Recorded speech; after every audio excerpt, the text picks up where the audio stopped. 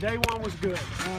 There were light years ahead of where we were at the end of spring. After day 15 of the spring game, really light years away ahead of assignment, alignment, execution. Still a lot of mistakes, but light years. Lining up fast, communicating. It was good to see. We got a little bit tired, probably giving those guys off those 3 days or 4 days before we reported. We got some guys went home. We got to get a little bit acclimated, but that's what camp's for. You want them to strain, you want them to push. I thought it was a good day. Some of them, like I said, tired. Is this hot compared to Athens right now? It's hot for me because I've been here 7 months. Now, if I was in Athens, it's hot, but if I was in Athens, I'd probably be fully sweating and my script would be soaking wet. But I think it's all relative.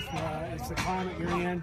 It's hot, definitely hot here, and the altitude we're in, a little bit of shorter breath.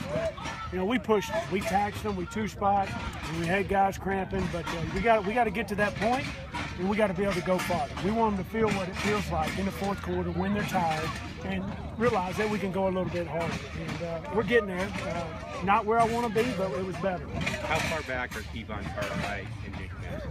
Well, first of all, Kevon Cartwright, it was good to see him come out and do individual. And I thought he looked smooth, running his routes, good ball skills. He has tremendous energy. When we do our walkthroughs in the morning, as far as assignments, he's got them down almost 100%, which is very impressive, seeing a guy really didn't practice all spring. We're going to take it slow with Kevon. We got a long season. It's a long time before the first game. We're going to make sure that when he's out there, he's able to play 100%, and he's got full confidence in his ankle. But I'm feeling very positive about him. Jake Bennett had a little bit of a setback last week. We're just going to hold him for precautionary reasons. He got some mental reps in a walkthrough in a little bit. Obviously, new staff, new system, missed spring, missed the first day. We need to get him out there at the center, but at the same time, it's only the first practice, so we got to be smart as coaches. And he's frustrated, but we got to make sure he's 100% so we don't put him at risk where he could have a major setback. What was Jake's setback? A little issue in the shoulder, I believe. All of your freshmen reported, except for looked like Max McDonald. Can you give us an update?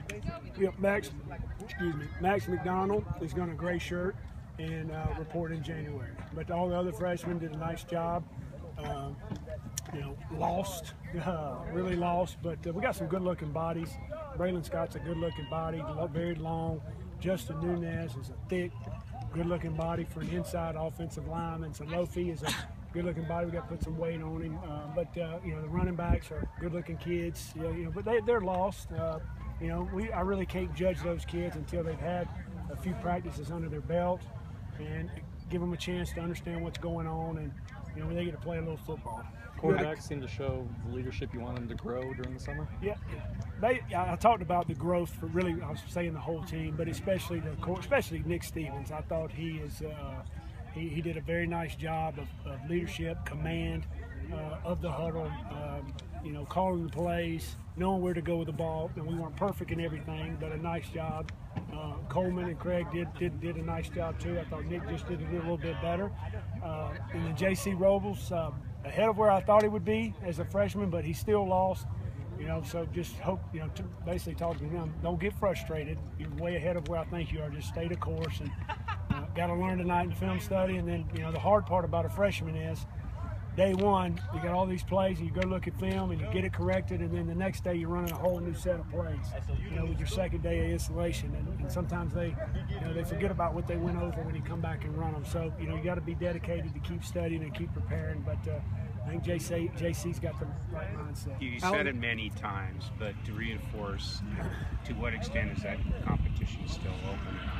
Of the quarterback you're talking about, yeah, it's still open because at the end of the day, it's a guy that is going to be able to get us in the right play, is an accurate thrower, can make good decisions, can take care of the football, and he's got to be a guy that everybody believes in. And we're going to see that as camp goes on.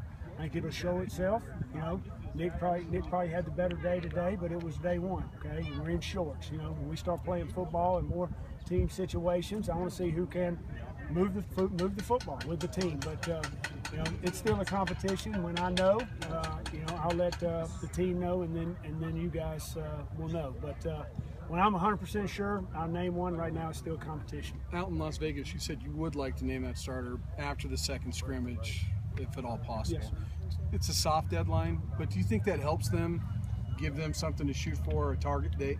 Well, yeah, I haven't said that target date with them. They might have read an article you wrote, but you know, you'd like, because usually after the second scrimmage, you got a couple practices, then you're getting into prep work, and when you start getting into prep work for the opponent, you know, it's hard to split reps with the first team.